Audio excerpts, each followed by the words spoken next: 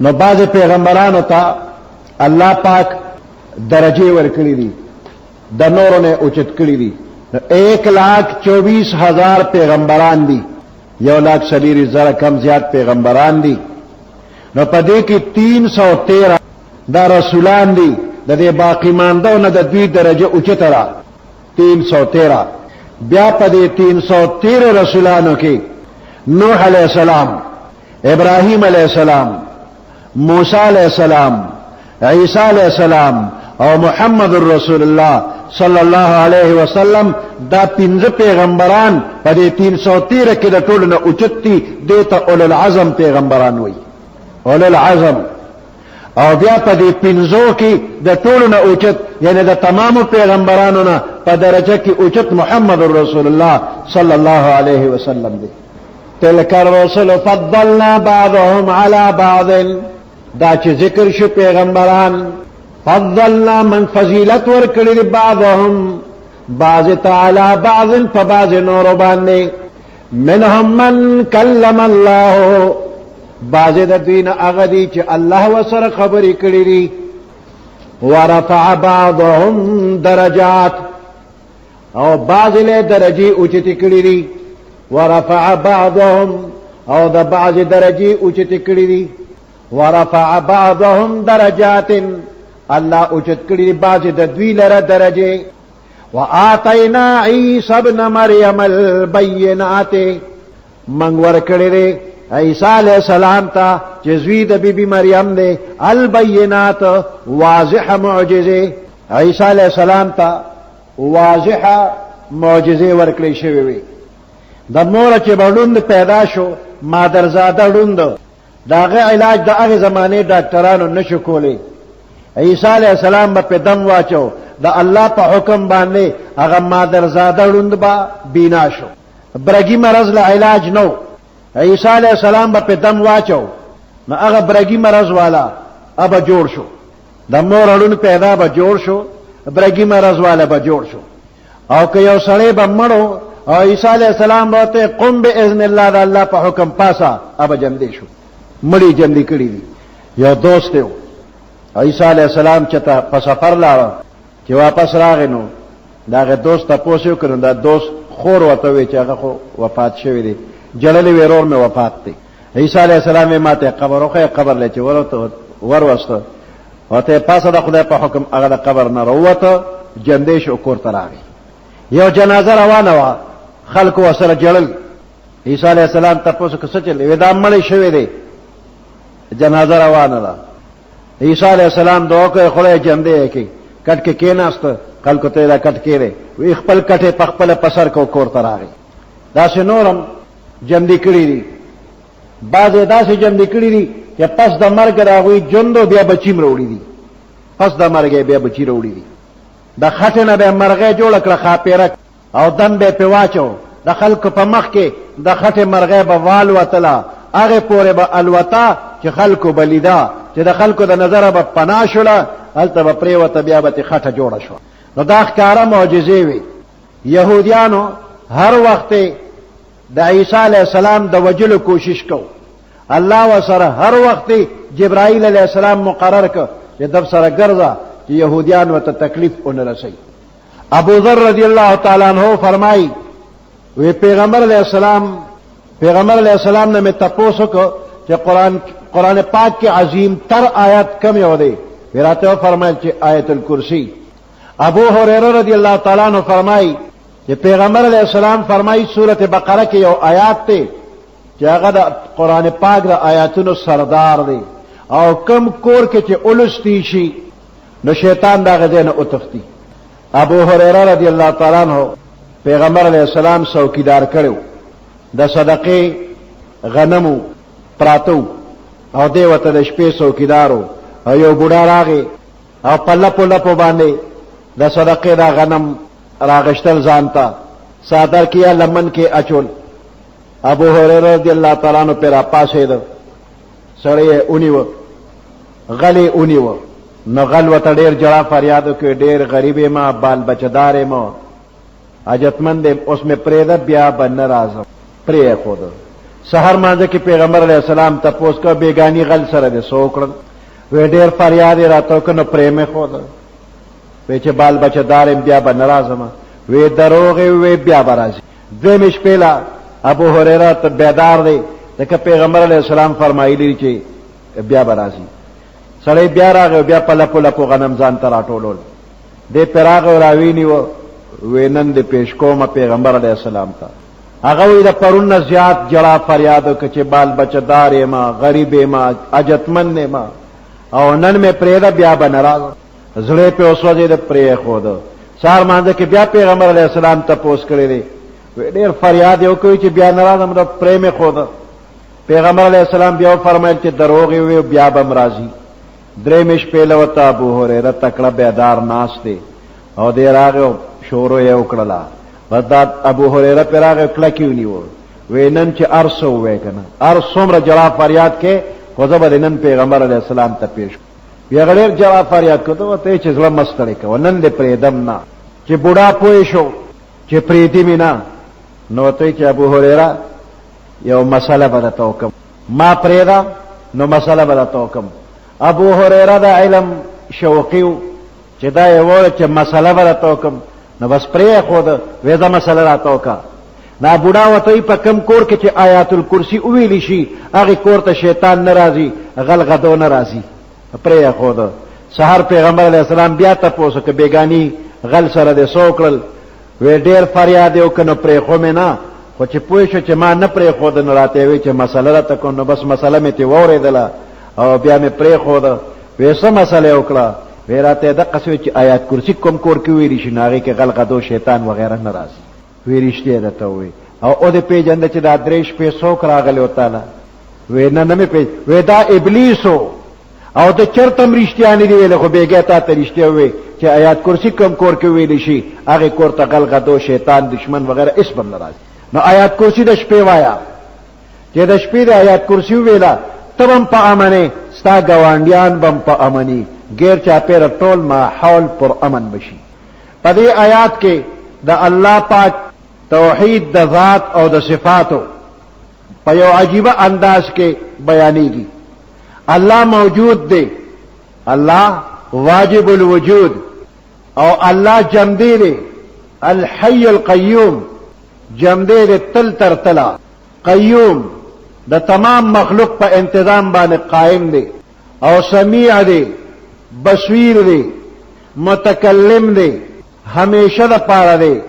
خالق دی او دا تغیراتنا بالاتر دی دا تمام کائنات مالک دی دیر عظیم شان لري دا دی اللہ مخ کے بی اجازت سوک خبر نشی کولی ہر پٹ و خکارا ذرہ ذرہ اللہ تا معلوم دی پا دی آیات کے لس جملے دی پیو یو جمله کې د الله صفاتونه بیانېږي الله لا اله الا هو لفظ د الله دا نوم د هغه ذات دی چې هغه واجب الوجود دی تمام صفاتونه د کمال پکې موجود دي تمام صفاتونه د نقصان نه پاک دي د هغه ذات نوم دی الله دا ذاتی نوم دی د دې نه علاوه نور نومونه هغه صفاتی نومونه دي دا نوم ډیر خوږ لګي الله ابراهیم خلیل الله دا الله دوست دی یو ځل فرشته راغلل او په ابراهیم علیه السلام باندې امتحان کوي د ابراهیم علیه السلام سره ګډې چيله غواغویان دا ساروی ډیر زیاتو نو فرشتو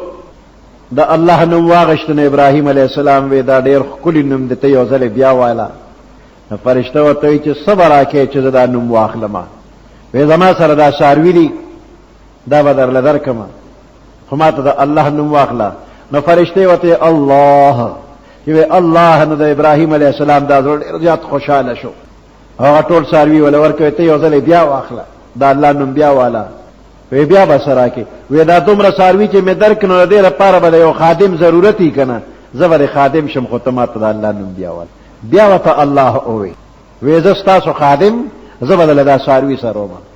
فرشتو ته ځان خو من فرشتي یو زمنګ دې سارو ته حاجت نشته دا واخله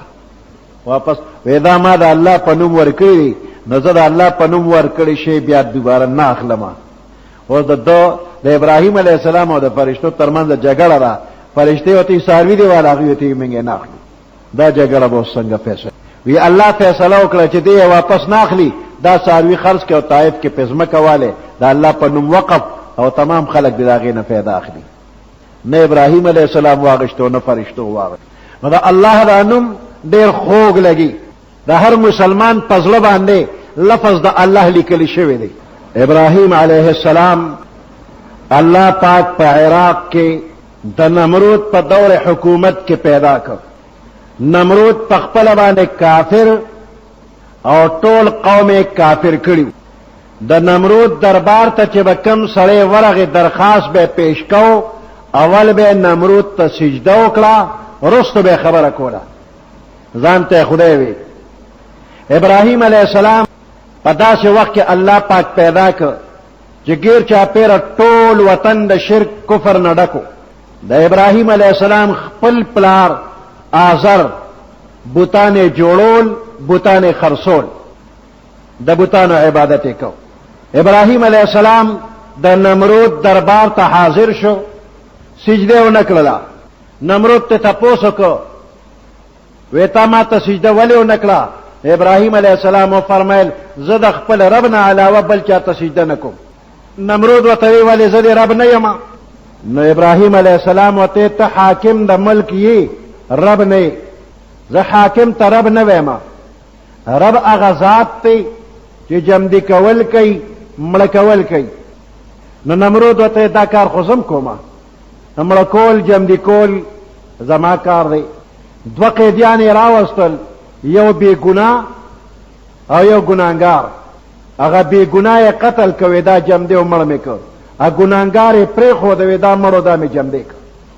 چې څوک جمدي کول غواړم جمدي کوم، چې څوک مړ کول غواړم هغه مړ کوم.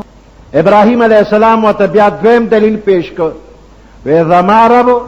نور د مشرق نه راخېږي، که ته ربي ته د مغرب نه راخېږي. دې دې کې دی لاجواب شو، ملامت شو. د دنیا عزت، شرافت، حکومت که یو بنده ته ملو شي نو بادشاه ورته ویلی شي، ملک ورته ویلی شي. وی دې نمرود د ابراهیم علیه السلام د یوې خبرې جواب وکړو چې مړه کول او جمدي کول زه کوم. خو چې کله دویمه خبره وکړه چې نور د مشرق نه زما رب راخېږي، نو د دې هدایت ورته ونه شو چې د دې جواب یې کړی وي. داسې ویلی شو چې دا د مشرقه خو یې زه راخېجومه او د مغربه دې ستا خدای راخېږي. خو د ده په زړه کې بې اختیاره دا خبره راله چې الله موجود دی او دا د مشرق انور الله راخېږي او د مغرب هم راخېجولی شي او دا سړی پیغمبر دی. او که ته ووایې نو اوس به خامخا د مغرب انور راخېږي. او که داسې وشو یو عظیم انقلاب به په دې ټول عالم کې راشي او زما حکومت او اقتدار به ختم. چې د ده دا معجزه خلک وویني ټول به رانه واوړي. نو یې په دې باندې راسي یو پوټې پس راغی. وی نه وی چې د مشرق یې زه راخېجوم او د مغربه دې ستا خدای. ملامته شو. الم تر الی الذی حاج ابراهیم فی ربه. الم تر آیتا کتلی ندی الی الذی اغی کستا حاج ابراهیم چې جګړه او بحث کو د ابراهیم علیه السلام سره فی ربه په حق د رب د کې ان آتاه الله الملک په دې وجه چې الله دلم حکومت ورکړو، بادشاہي ورکړو، الله حکومت او اقتدار ورکړ. په دې نشه کې مست د الله په باره کې ابراهیم علیه السلام سره بحث و. اذا قال ابراهیم ربی الذی، فکم وقت چې ابراهیم علیه السلام او فرمایل ربی الذی، رب زما هغه ذات ته یحیی و یمیت چې جمدی کول کوي او مړه کول کوي. قال انا احیی و امیت، نمرود ویل زه جمدی کول کوم او زه مړه کول کوم. قال ابراهیم، نو ابراهیم علیه السلام فرمایل فان الله یاتی بالشمس، پس بیشک الله پاک راخېږي نور من المشرق، د مشرق د طرفنا، فأت بها من المغرب پس ته د مغرب د طرف راولا فبهت الذي كفر پس حیران پات شو هغه کس چې کافرو نمرود کافر حیران پات شو والله لا يهدي القوم الظالمين الله هدایت نه کوي قوم د ظالمانو ته او کالذي مر على قريه آیا تا معلومه نه ده قصه پشانت ده هغه کس مر على قريه چې تیرې د په یو آباده باندې وهي خاویه دا آبادی را پریوتلې وا على عروشها پچتونو باندې اول چتونه را پریوتلیو رستو په دیوالونه را پریوت بخت نصر یو بادشاہ او په بیت المقدس باندې حمله وکړه بنی اسرائیل یهود دوی خوارو ذلیل کړل مړې کړل قیدیان کړل بیت المقدس هم وسره روان ویجاړ کو تورات هم ته ختم کو او ټول خارې ولا تباہ و برباد کو په دغه قیدیانو کې عزیر علیہ السلام هم قیدی شو او سموده پس د قید نه چرار آزاد شو نو په خر باندې سورو او د خوراک سکاک سه انتظام وسرو نو چې کله د خپل علاقې ته راغی او وی قتل نو دا ټول خار روان ویجاړو چتونه را پروتیو بیا په دیوالونه را پریوتیو او خلق مړ شوي مړی پراتو د چې وتو قتل نو تعجب واغشتو یا الله دا خار بم آبادیږي دا مړی بم قیامت کې جمدی کیږي نو په جمدی کې دوی خو یقین وو خو سرنګ به جمدی کیږي هغه کیفیت غوسته چې خدای دا به څنګه جمدی کیږي وای چې دا خبره پزړه کې راغله نو دل الله خوب وروسته او په خوب کې ته روح پرواز وکړ نو دې سل کالا پزمکه پروت ته وفات شوی دی او د یو طرف ته خر تړلې دی هغه خرم مړ شو غوښې ختم شوې او تش اډوکی پات نو سل کاله پروت ته خو د خلکو د نظر نه الله پناه کړی دی نه دې چاته ښکارېده نه د خر چاته ښکاره کېده او سل کاله پزمکه پروت ته نور باد باران دا پې تیریږي را تیریږي نو چې سل کاله تیر شو نو دې الله پاک جمدې که بیدارې که سل کاله پس بیدار شو نو الله پاک ته تپوس کوي دلته څومره وخت تیر که وی یو ورځ به مې تیره کړي خو چې وی کته نو نور پروتې نو وی لا خو نور نه دی پروتې نو ټوله ورځ نه د ورځې څه حساب مې تیره کړي یو ورځ یا د ورځې څه حساب وی فرشتو ورته وی چې سل کاله دې تیر کړل ورځ او نیمه ورځ نه ده سل کاله خو ته لږ د خپل طعام ته وګوره چې تا ځان سره د خوراک سره وړي یا د سکلو د سره وړي نو د خوراک سکاک ته وګوره دې کې فرق راغلی دی سل کاله کې ستا په خوراک سکاک کې هم فرق نه دی راغلی سل کاله کې محفوظ دی او ته لږ خر ته وګوره نو هغه خر د اډوکو یو ډانچه وه او هغه هم خواره واره اډوکې خواره وارو او پنور او په باد باران باندې دا اډوکې تک سپین پاتې شوي چمکدارو نو اډوکې ولیدل د خر اډوکې پراته دي وی دې اډوکو ته وګوره بیا دې اډوکو ته کتل خواره وارو راغونډ شو نو ډانچه ته جوړه شوه بیا دغه اډوکو ته غوښه او سرمن ور واچولې شوله بیا پکې روح واچولې شو او د ده په مخ کې پاسېده میتیازې وکړې خاشنه وکړل لکه یې ډانډه کړه په مستی کې را ده په خپلو سترګو ولیدل مشاهده وکړله چې الله جمدي کول دقسې کوي و اعلم ان الله على كل شيء قدير پوهېږم چې الله په هر چیز قادر دی دا مړي بم الله جمدي زه جمدی کړم او زما مخکې زما خر جمدی کړ داسې دا ټول مخلوق به الله عزیر علیه السلام بیا خپل کلي ته راغی کلی آباد شوی خپل بچي یې ولیدل رور یې ولیده د رور بچي یې ولیدل خو هغوی دې نه پېژنده بیا ده ورته زه عزیر علیه السلام یما بیا خو سل کاله مخکې مړ شوی دی تا هغه نه یو بوډۍ وه هغې وی عزیر علیہ السلام مستجاب الدعواتو دا هغه دعا قبلېده نو زما نظر نه لګي که ته عزیر علیہ السلام نو دعا وکړه چې زما سترګې بینا شي نو چې زه دې ووینم نو اوبه دې پېژنم چې ته یې که نه هغې ته یې دعا وکړه هغې سترګې بینا شولې چې ورته یې وکړه ویې دا خو عزیر دی او دویمه علامې ته ده وغوسته چې د تورات حافظ څوک نه او عزیر علیہ السلام د تورات حافظو وی ته ووره وکتا د تورات درځي ته به یې ته به عزیر علیہ السلام هغه چې وورو تورات یې وورو خلق ووري او دا خو بالکل همدغه عزیر علیہ السلام دی هو دا خو هغه د خدای زوی دی عزیر ابن الله په مخه کفر وکړ د عزیر علیہ السلام یو ورو او د سره په یو ورځ پیدا شوی دی او په یو ورځ وفات شوی دی او سل کاله ته کشر دی او سل کاله ته مشر دی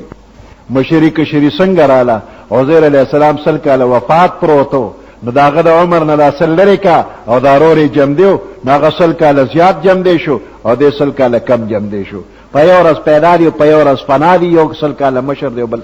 او کلذي مر على قريه او تا ته قصه معلومه ده پشانت ده هغه کس مر على قريه چې هغه تیرې ده په یو آباده باندې وهي خاویه دا آبادی را پریوتلې و علی عروشها په خپلو چتونو باندې اول چتونه پریوتیو بیا په دیوالو نه پریوتیو قال انا یحیی هذه الله وی سرنګ بجم دی کوي الله پاک انا یحیی سرنګ بجم دی کوي هذه الله دی خار لرو دی آباده لره بعد موتها رست د مرګ ده فاماته الله پس الله وفات کړ لرا 100 عام فلکالا ثم بعثه بیرجم دیک قال كم لبست و سمر وقت تیر ک قال لبست يوما او بعد يوم و ما يورس تیر کړه او بعد يوم یا بعد صدر وذي قال بل لبست 100 عام و بلکې تا خو تیر کړی دي سل کالا فانظر الى طعامك پس وګورته د خپل طعام ته و شرابك او د سکلو سیستا د انګوري شیره د سکلو د پاره او انځوان د خوراک د پاره وې د خوراک سکاتو لم يتصنع تغییر پکې نه راغله زال شوی نه دي خراب شوی نه دي وانظر الى حمارك لګ دې خرته دې وګوره ولنجعلك آیه للناس دې لپاره چې وګرځو مونږ تعالی آیه للناس نشانی د خلقو د پاره وانظر الى العظام لګ نظر کا اډکو د دې خرته کیف ننشزها سرنګ منګ را جمع کو دی لرا ثم نكسوها لحما بیا منګ سرنګ دی ته ور اغوندو غوخه فلما تبين له هر کله چې د خبره واضحه شولا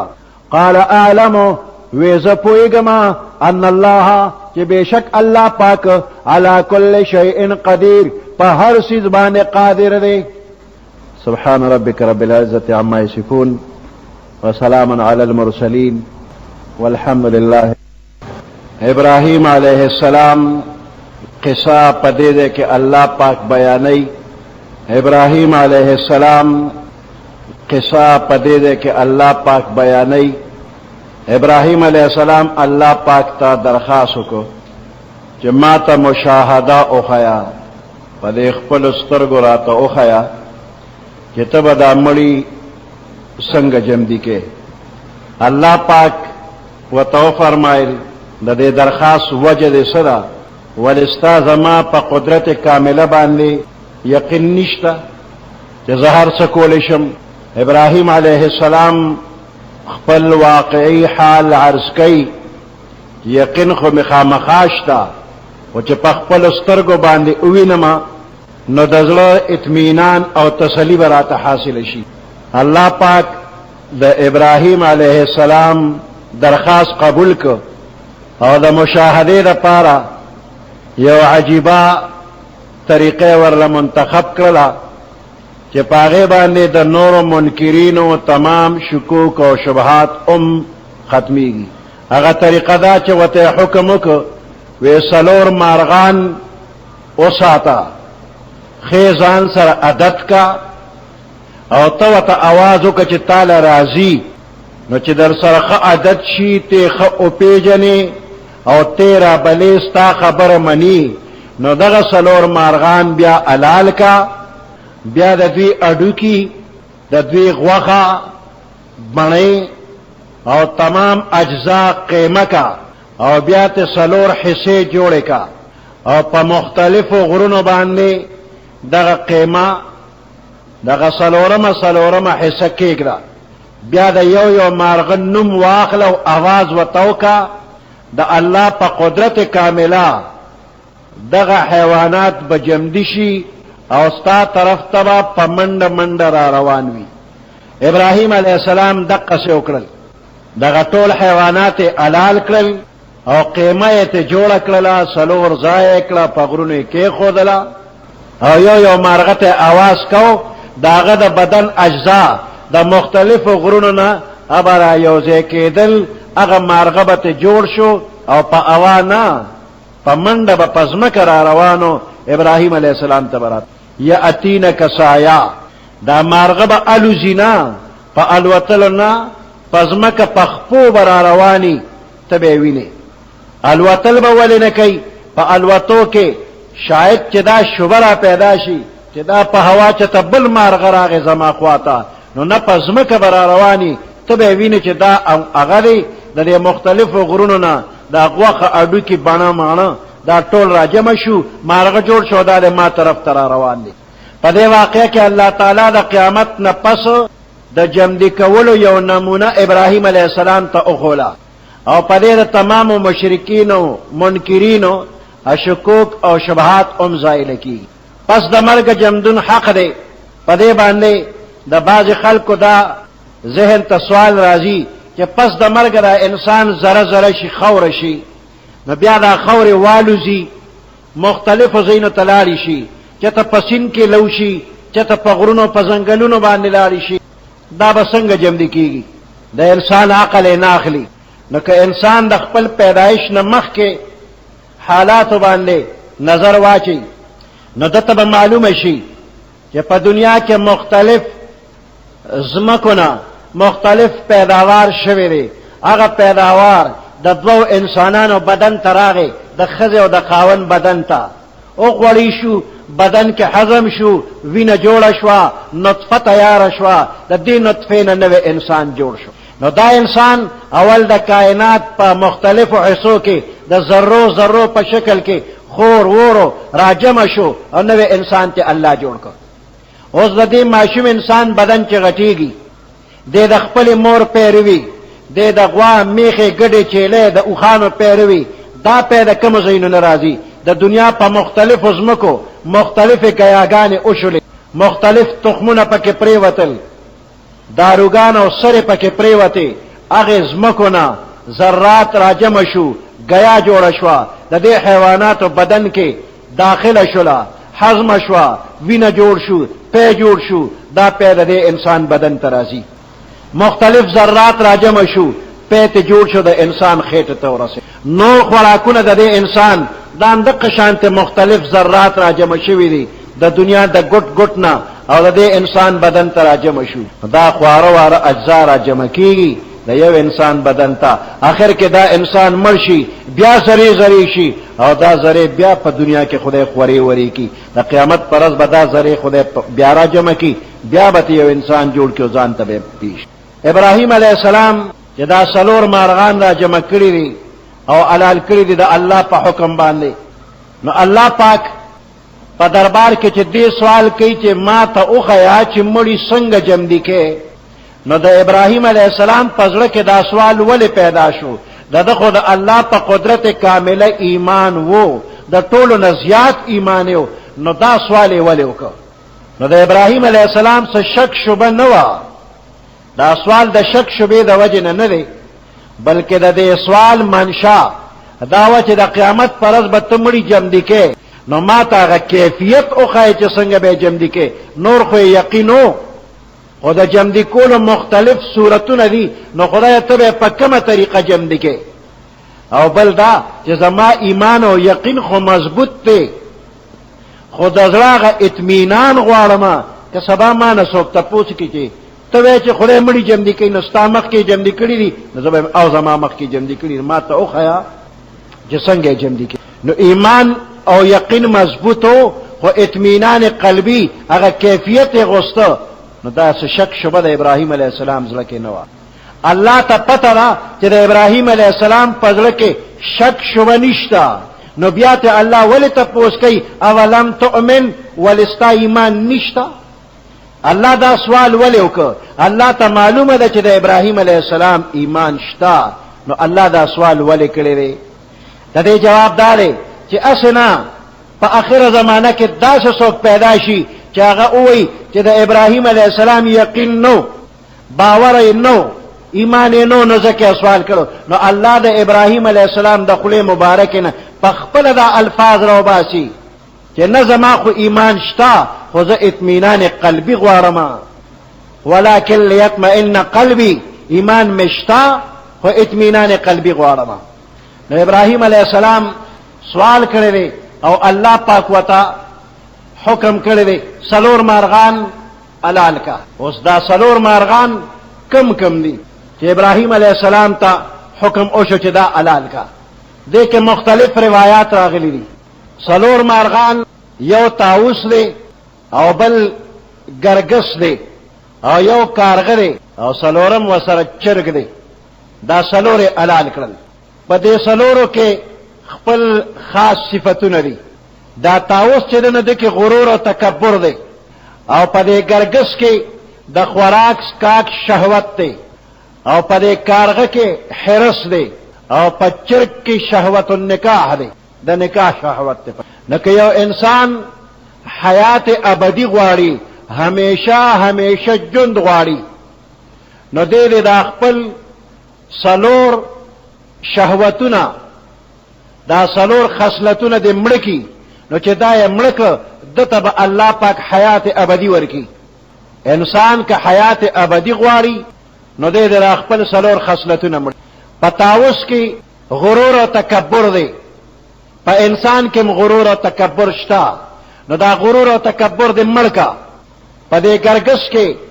شهوت الاکل والشرب، د خوړلو سکلو شهوت دی، نو انسان دې هر وخت سریږي نه، د خوړلو سکلو دا شهوت دې مړ کی. په دې کارغه کې حرص دی، حلال او مردار نه ګوري، خو را جمع کول کوي، انسان دې حرص مړ کی. او په دې چرګ کې شهوت النکاح، د نکاح شوق دی، نو دا انسان دې دا شوق مړ کی. نو چې دا 4 شوقونه مړ کړل، دا اخلاق ذمیمه ختم کړ، دته به حیات جاویدانی همیشه جن بورته. دا بتاسلا ناصر خان اسلامی کیسٹ ہاؤس، بیرون کچہری گیٹ، اشرف روڈ، سرائے فقیر خان، پیښور ښار کې د ناصر خان سرار سات ملاویږي او د دین علاوه د دینی تقاریر کیسټ بوم تاسو لا د دې دکان نه ترلاسه کېدی شي. موجوده زمانہ د لیکلو لوستلو ده او تحریر او لیکل د انسان د جبې قائم مقام دی. 1400 کاله مخکې د دنیا ټول کاروبار زبانی و، د لیکلو او د تحریر څه اصول نو. نو د ټولو نه مخکې قرآن پاک دې طرف ته د خلکو توجه راواړوله چې معاهدات یو بل سره کوئ نو لیکل کوئ. اذا تداینتم بدین الی اجل مسمى فاکتبوه، چې کله تاسو یو بل سره د قرض لین دین کوئ، ورکړه راکړه، نو موده او نیټه پکې مقرر کې او ویلې کې. نو یو قاعده په دې ده کې دا ده چې د قرض معاملاتو کې لیکل پکار دي. اسنه یو فریق نه خبره ایره شي نو لیکل او گواهان په دې باندې با معامله درسته شي، یا یو فریق انکار وکي. دویمه مسله پکې دا ده چې د قرض معامله کله کیږي نو نیټه دې پکې مقرر شي. د نامعلومې مودې دپاره قرض لین دین جایز نه دی، ځکه دې نه جګړه او فساد جوړیږي. دې وجې نه فقها لیکي چې کومه نیټه مقرر کې نو هغې کې د ابهام نه وي، میاشت، تاریخ، کال دا به پکې معین کړی شي. داسې به نه وی چې غوبلونو کې به درکم، ګاڼو کې به درکم، لونو کې به درکم. نو لونه او غوبلونه او ګاڼې اوس کالو سره روان وي، د دې وقت اوس متعین نه دی. د موسم په اختلاف سره، د زمانې په اختلاف سره دې کې مخکېوالی رستوالی راځي. لیکل پخوا نو او اوس هم ډېرو ځایونو کې خلک لیکل نه کوي، یا خو پوهېږي نه او یا هسې ناراستیو کې لیکل ونه کي. نو مخکې الله فرمای چې ولیکتب بینکم کاتب بالعدل، لیکل دیو کې ستاسو په منځ کې کاتب بالعدل، په انصاف سره. دا کاتب لفظ چې ویلې نو موجوده وخت کې خلک کاتب نه وایي، د قچرو کې چې کوم لیکلو والا دي، عرایض نویس، وثیقه نویس، اوس یې دغه نومونه دي، و عوام عرایض نویس هم نه وایي، عرضي نویس وایي. نو دا عرضي نویسان چې دي نو دوی دي لیکل وکړي بالعدل، په انصاف سره. نو دې کې یو هدایت دا ورکړی شو چې دا کاتب او عرضي نویس دا به د یو فریق مخصوص سړی نه وي، بلکې دی به غیر جانبدار وي. غیر جانبدار دی وي، د یو فریق مخصوص سړی نه وي. دویم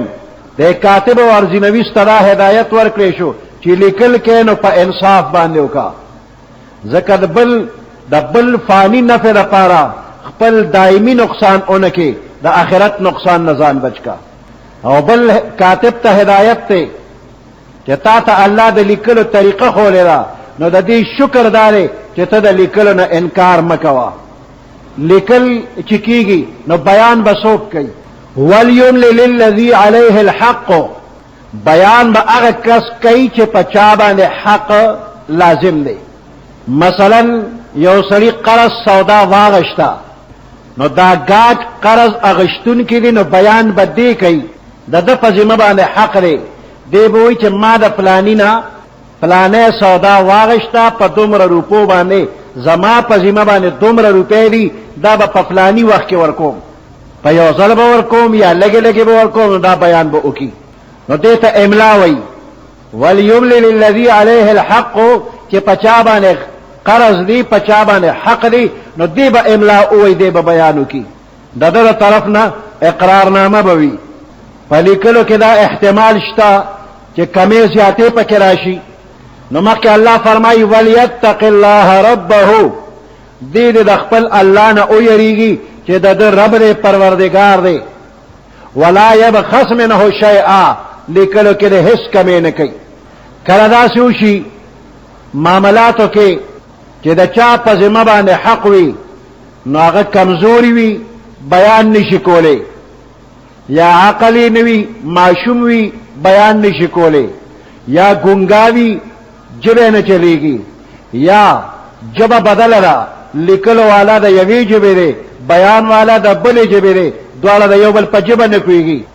نو دا بیان کولو والا د ده څوک واکدار به وي، د ده ولی او سرپرست به وي، هغه د بیان وکړي. د دې کمزوري د طرف نه، د دې معشوم د طرف نه، د دې ګونګا د طرف نه، د ده ولی، د ده اختیارمن، هغه د بیان وکړي. یا یو بنده لیونی دی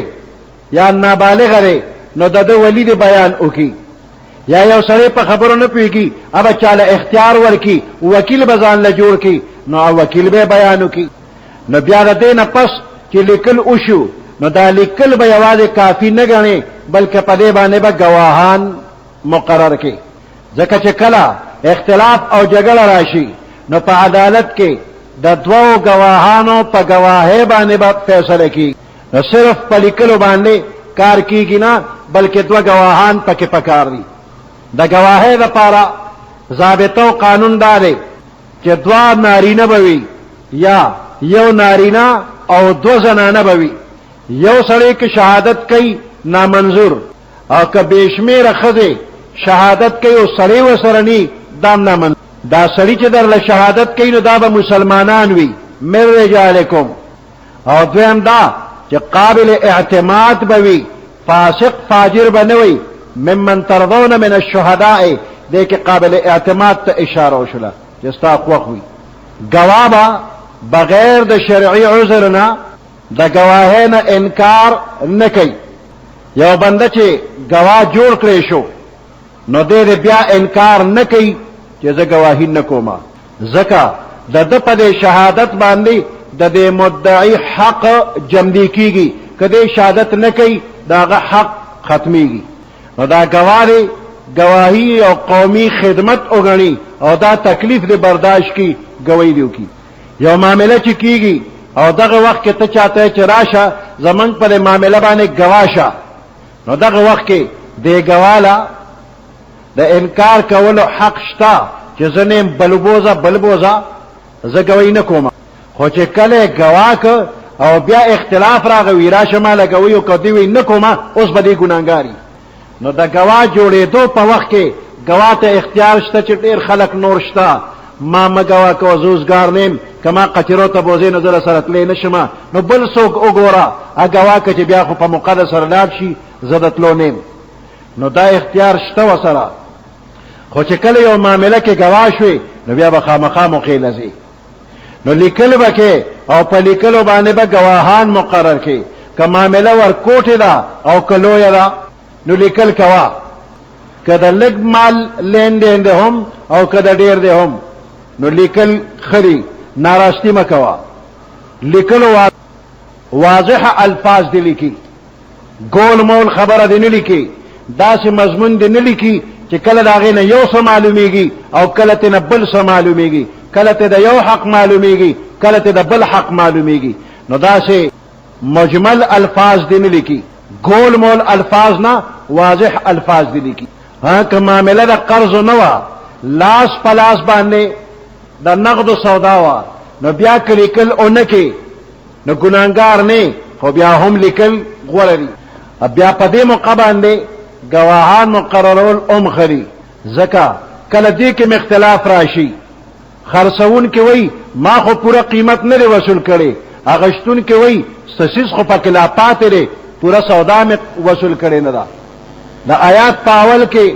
لیکلو والا ته هدایت ورکړي شو، کاتب او ارزی نویس ته چې دې په لیکلو کې انکار نه کوي، او گواه ته هدایت ورکړي شو چې گواه دې هم انکار نه کوي. خدا گواه او لیکلو والا دته به نقصان نشي رسولی، ولا یضار کاتب ولا شهید، کاتب او ارزی نویس دته به ضرر نشي رسولی او گواه ته هم ضرر نشي رسولی. داسې څوک نه کوي چې د خپل مصلحت او د فائدې لپاره د گواه او د لیکونکي مصلحت ته نقصان ورسوي. وان تفعلوا فانه فسوق بكم، کچره تاسو لیکلو والا ته او گواه ته نقصان ورسو نو تاسو به ګناهګار شئ. نو عرضی نویس او لیکلو والا ته نقصان رسول او گواه ته نقصان رسول حرام دي. که عرضی نویس د خپل لیکلو فیس اوغواړي هغه چیړه ما هغه خپل مزدوري ورکا، که هغه د تلو راتلو کرۍ اوغواړي هغه ورکا چیړه ما دا هغه ته نقصان رسول دي. گواه په عدالت کې پیش کې نو دته به نقصان نه رسي، گواه به په گواهۍ کې نقصان نه رسي، خو چې چا د پاره گواهی کېږي نو دې به موته نقصان نه رسي. شریعت دا گواه مجبور کړي چې ته به خامخا گواهی کې، گواهی به نه پټه کړي، پټه کړه نو ګناه دې وکړه. خو موجوده وخت بل شانته دی چې کوم سړی گواه شو نو بس هغه باندې یو ناڅاپه قیامت پې راغی، فیصلې په عدالتونو کې په داسې اندازې چې کلونه لګیا وي، مقدمه به شروع وي، گواه به لاړ شي، نن د یو فریق وکیل نشته، تاریخ بدل شو، بل ورځ د بل فریق وکیل نشته، تاریخ بدل شو، بل ورځ صاحب نه دی راغلی، بل ورځ د صاحب کار په کار پیښ شوی دی، جج نشته، تاریخونه زیات شو، نه گواه ځي او راځي او د خپو په سر ناستی او کله ګرځي را ګرځي، ګرمي وي ببوز او پکیم نشته، بے گناہ مجرم دی او کله پولیسم چیړي را چیړي. نو گواه دې اندازې ته ورسېدو وی زما د پلارم توبه زه بیا گواه کېږم، او چې گواهی وکړي د یو خو حق ثابت شو، قابل ورسره دشمنی شروع کی، نه حکومت انتظام کوي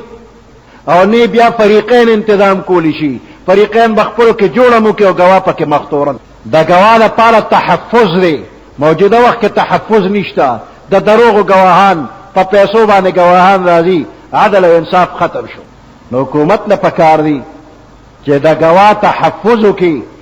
چې په صحیح طریقه باندې گواهی کیږي او بیا د گواه حفاظت کی، چې کومه پورې دا تنظیم نی نو د دروغو گواهان به گواهی کوي او ټول د ظلم فیصله وکړي. نو گواه ته به نقصان نه رسیږي، کاتب ته به نقصان نه رسیږي، لا یضار کاتب ولا شهید، او کاتب بم چاته نقصان نه رسي او گواه بم چاته نقصان نه رسي. دې دواړه دوی بم نقصان فریقین ته نه رسي او فریقین به دوی ته هم نقصان نه رسي. واتقوا الله، دا الله نه یریږي. ويعلمكم الله والله بكل شيء عليم. الله تاسو ته صحیح تعلیم درکړي، احسان در باندې کړی دی. دا الله نه یریږي.